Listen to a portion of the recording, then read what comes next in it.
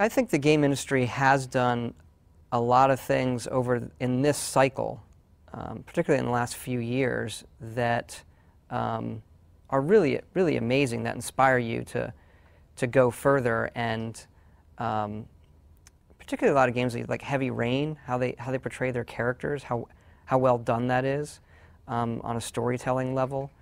I think that's still the trickiest thing to do in games, is to get good characters on the screen, emoting. I love the Rockstar stuff, you know, Grand Theft Auto, Red Dead Redemption. I think they handle that, making it fun to play while being grand, really, really well.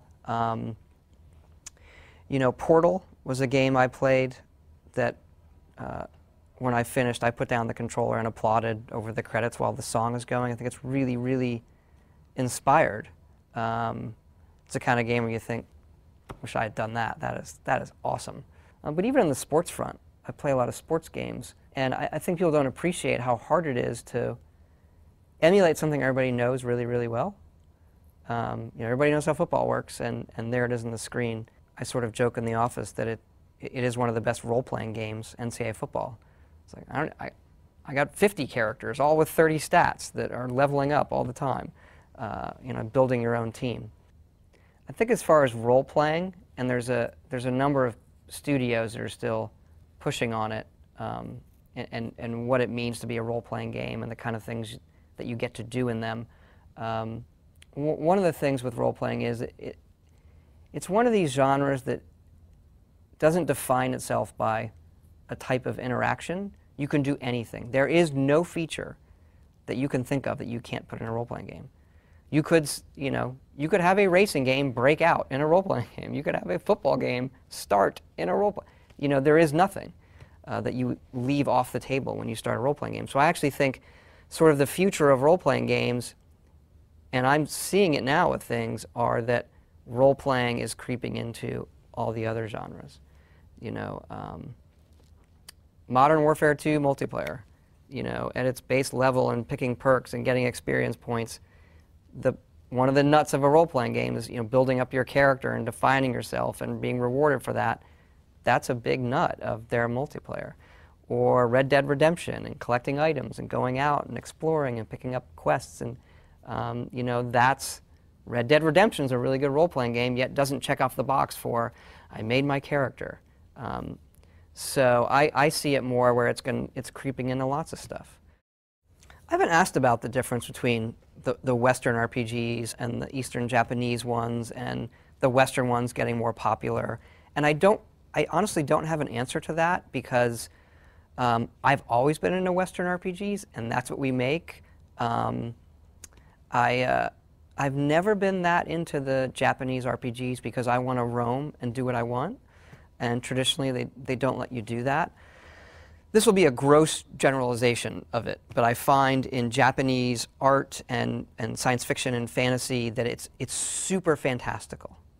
And in Western stuff, it tries to get more realistic as much as it can for what it is. So like the Western, you know, myself will approach it kind of, all right, this is fantasy and it has elves and swords and dragons, but it has to feel real. You know, it has to feel like this could happen or did happen. Or even Mass Effect, the way it approaches science fiction. When you see a Japanese one, it's crazy on another level of like, well, that looks cool, but that's nuts. You know, it's really high fantasy. It's really crazy science fiction. And then the Earth like eats itself, and then why are there nukes? And I have trouble with my father and mother. Like they all just think, yeah, I don't know. I don't get into that stuff as much. I think because I can't wrap my hands around it, so it doesn't suspend my disbelief in the way, like, even though it's historical, like Red Dead immediately, like, this is all real. You know, I'm here, I'm doing this, and these are real places in the West, even though they're made up.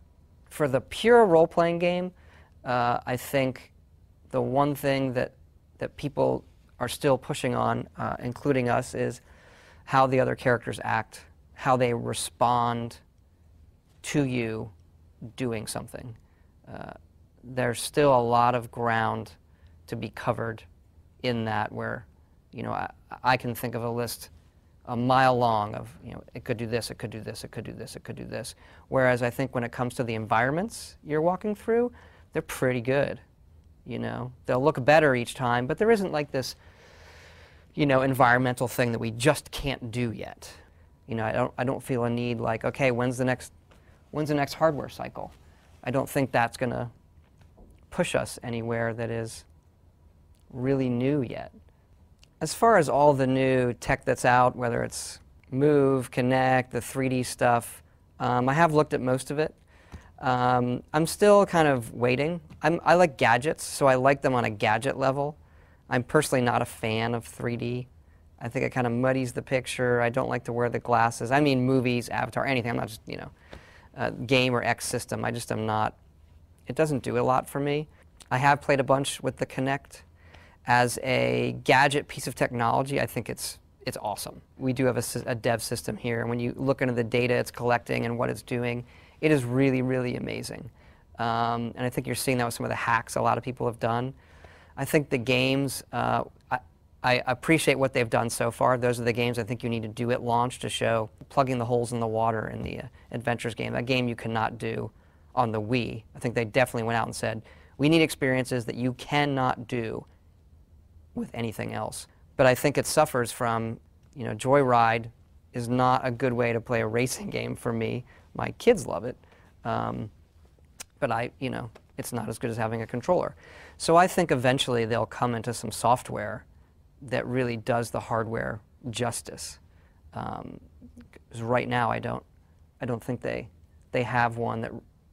There's going to be some breakthrough stuff coming. I'm sure of it.